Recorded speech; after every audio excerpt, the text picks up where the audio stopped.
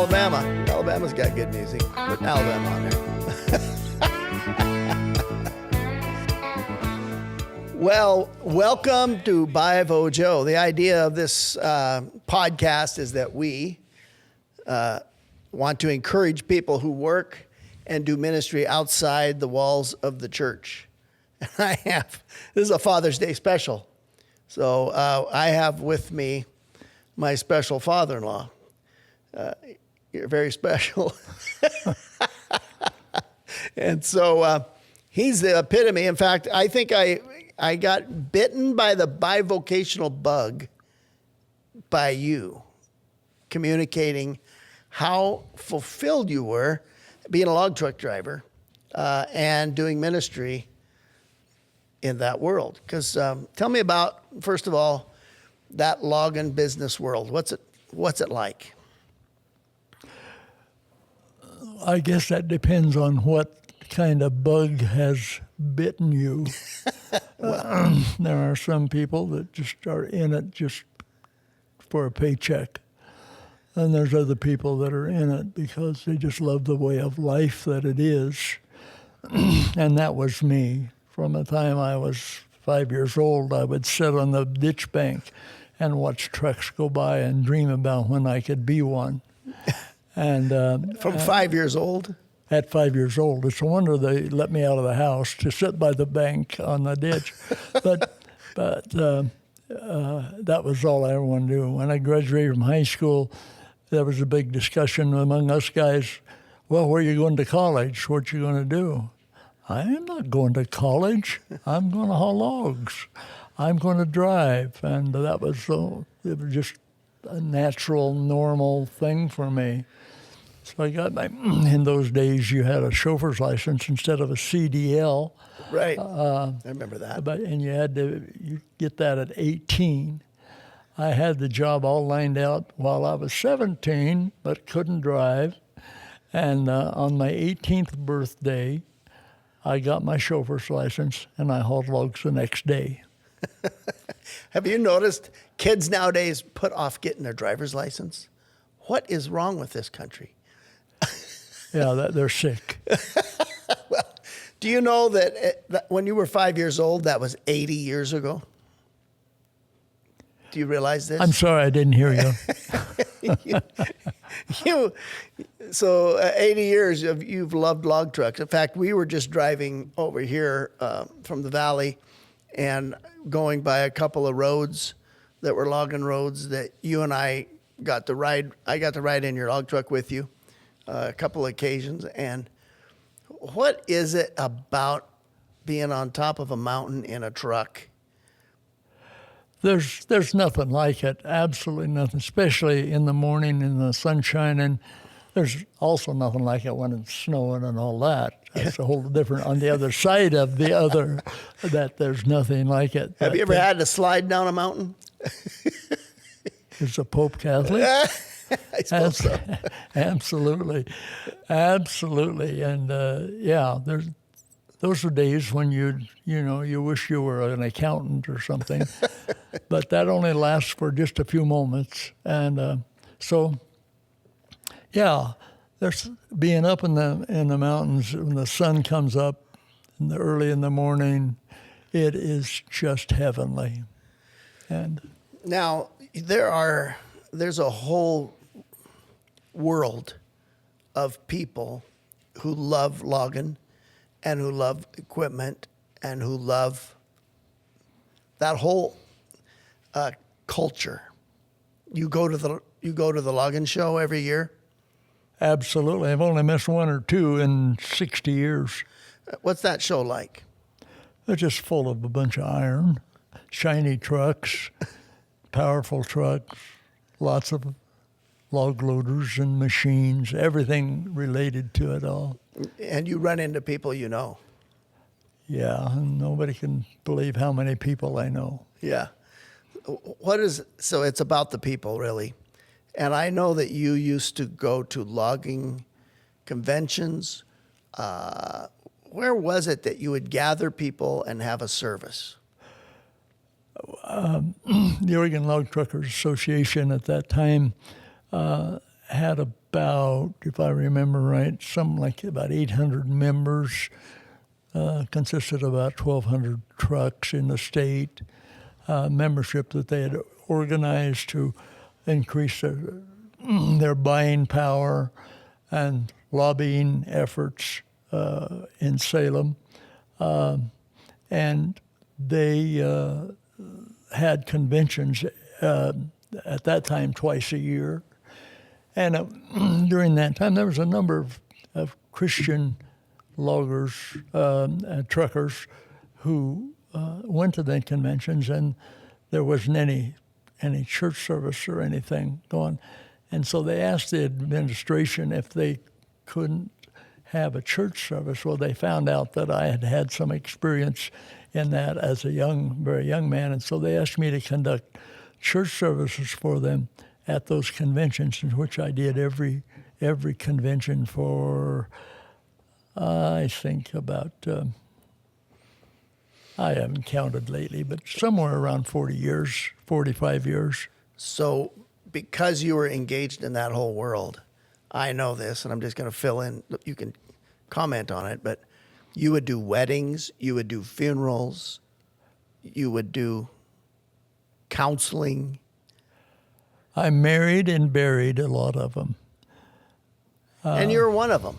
And I was one of them. And I didn't mean to say that disrespectfully about marrying and burying them, but many of them didn't have any kind of church affiliation, Right. no pastor. And I ended up being the chaplain or the pastor of the whole thing, and conducted those services for them. They would call and want to have they lost a loved one and want me to have the service, and I had a lot of those. So you were injected into the world as a pastor, but not a church that was a building. Very true. Absolutely. Yeah, that was the furthest thing from a church building there was. So you had a couple of stints of full-time pastoring. Yeah. We're going to talk about something else. What? Okay, so I want to hear from you about this. Why is it healthier, and maybe you can say for me, but why is it healthier to have the role you played in the trucking world better than the world of church world only? We could identify with one another. It was very simple. I identified with them. They identified with me in the business. Right. In the business. The spillover of that was that was important that we have life in the service. Right. And some of them we had more than others, as every church is sometimes. Yeah. And that was important, but that we created life. I remember the first one I ever had, someone came to me afterwards and they said, "Boy, I was worried about this, but I'm sure glad they got somebody to lead this who was saved." Well, there's a difference between being religious, though. That's right. And having that relationship with the Lord. Yeah. Tell me about someone or some time in this logging world ministry that sticks out as a highlight to you. What sticks out, there was a man, can I name names? Of course. Yeah. There was a man by the name of Finley Hayes from Washington who had a publishing company called Loggers World. He traveled all over the Northwest Quadrant, Washington, Idaho, Western Montana, Oregon, Northern California, doing interviews and pictures and all of that with loggers all over. And he, and having a publication to cover, he started covering my church services. Oh. And we became very close friends. And it wasn't very long until he became a very close friend of Jesus. Oh, that's awesome. And found the Lord. Ended up touched more people than I ever could have. Oh, wow. That was amazing. He found Jesus. He stopped by to see me, and he said, I'm really busy. I got to go, but when I come back, I want you to tell me how to find Jesus. Wow. And I said, well, I can tell you this much really quick. You simply ask him to come into your heart. And that he left that place and he went and drove. He's on his way to California to interview somebody. And that night in his motel in Klamath Falls or Medford, I don't remember which, he asked Jesus into his heart. He was the kind of guy that was a very, very, very go-getter, very doer, much of a doer and all that. Yeah. He got up the next morning and he said, well, God, I belong to you now. I'm your child. What do you want me to do next? And he said, I was so thrilled and so excited. He said, I just went out and bought me a new Cadillac. That'd be a great thing to hear. We ended up being the closest of friends. In fact, later on, he asked me to write a column in his magazine, which I did for a number of months, and I had the privilege of burying him. And when he passed away, he was a lot older, and I had a privilege of being his funeral. So looking back on just, I want to look back on your life particularly. Do you look back and think, oh, I'm so glad I entered that world when I did? And what would you say to someone who's feeling that they're in a world that doesn't really know much about the Lord and they feel a calling to a certain segment of society? What would you say to them? I would say, first of all, make sure what your relationship with the Lord is. What is your relationship? Because the one thing you got to be is, if you're going to get into an outside world, a different world, is that you absolutely have to be authentic. Oh. You've got to be real. What does that look like? That looks like it looks like you do what Jesus did. You related, you talked to, you ministered to the woman at the well. The people you run into. The people you run into. You related, you talked to, you ministered to the religious people. Jesus was a little tough on the religious people. Yeah, it is. He challenged them. There's a challenge there. Yeah. There really is. A bigger challenge for me than there is to talk to someone who's doesn't have any experience. Isn't that true? It's so refreshing to hear someone who is a clean slate. Yeah, it really is. And so you got to be real. You got to be, and you have to be consistent. You got to be the same person tomorrow that you were today. Yeah. And there's no room for compromise. But you can be one of the guys without compromising. I'm one of the guys in the sense that I'm friendly. I know something about the business. I know what their challenges are. I identify with them. And because loggers and truckers often use colorful language. Yeah, they know words that I never did know exist. But you're their friend still. But I'm their friends, and I accepted them, and I never preached at them. I didn't preach at them. I just shared Jesus. Yeah. And so what's the difference between preaching at people and sharing Jesus? Well, there's no condemnation in God, and there's no condemnation in me. I don't condemn them. And I'm sorry for them because they haven't learned or they haven't experienced how much love Jesus has for them. Right. And yeah, it's really just live.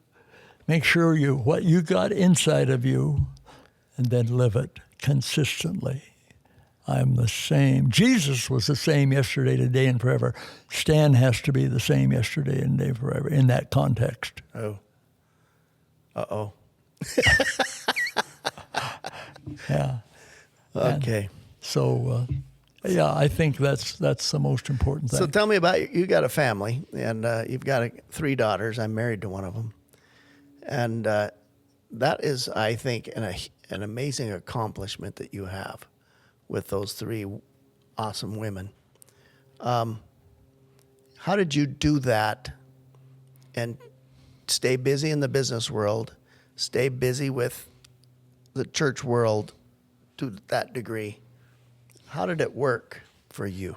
Kind of the same way it is with loggers, just with different people, and you talk and you act with different people according to who they are, and so consistency. The same guy today that I was yesterday. Yeah. The same guy tomorrow that I am today.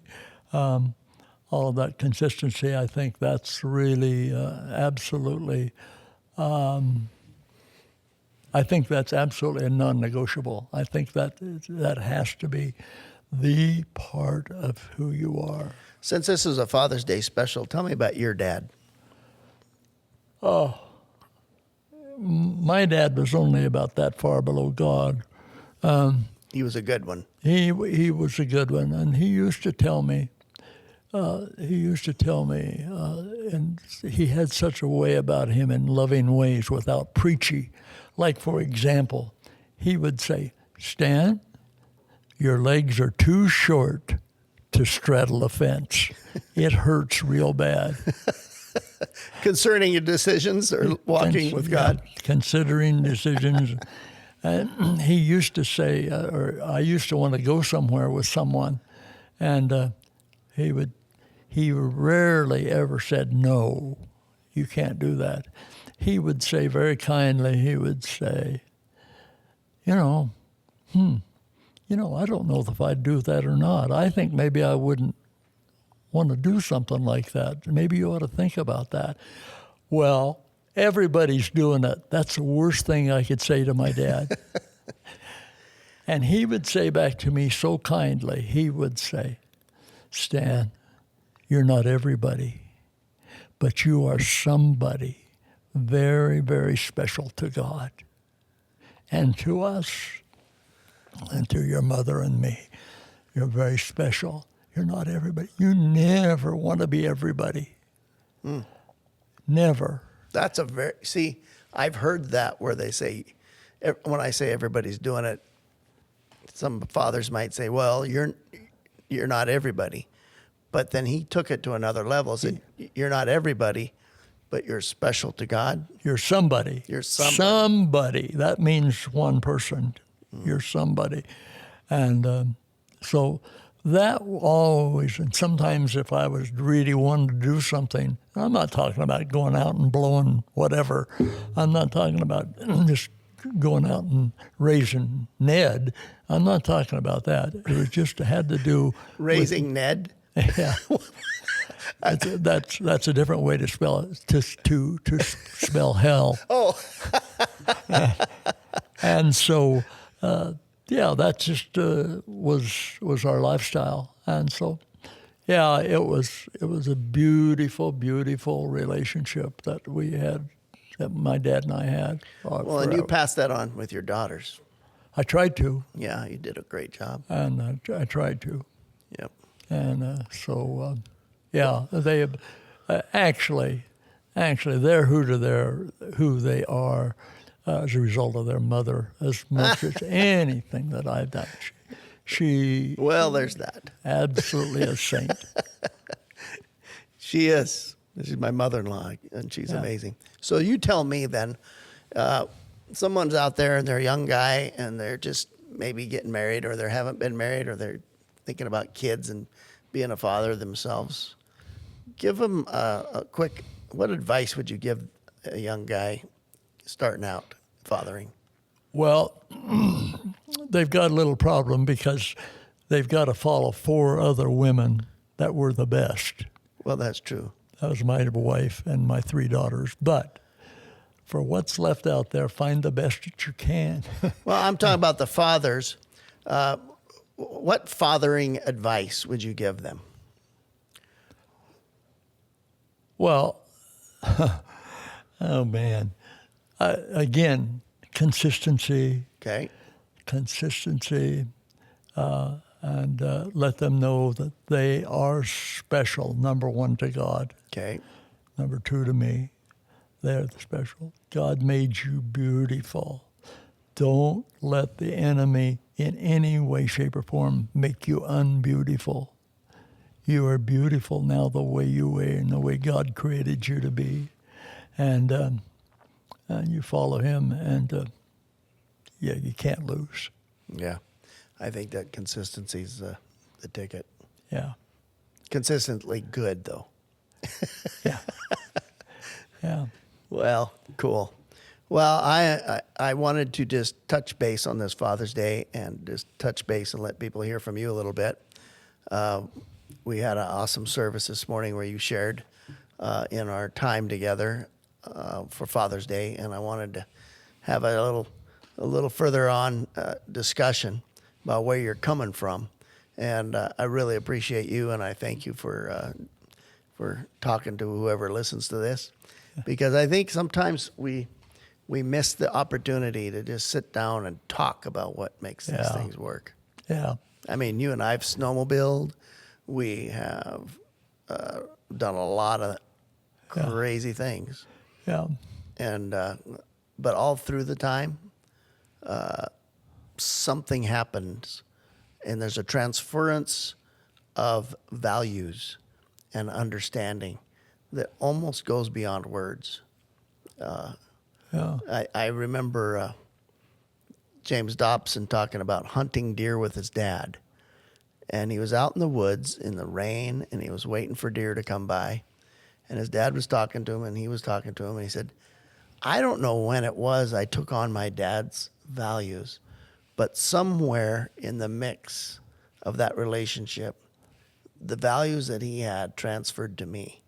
The values about who God is, the values of how to live your life authentically and consistently, like you said.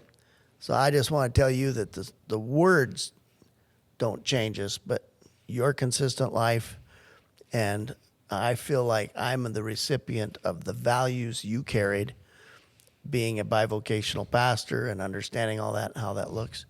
That transferred beautifully and by the Spirit of God. So, Yeah.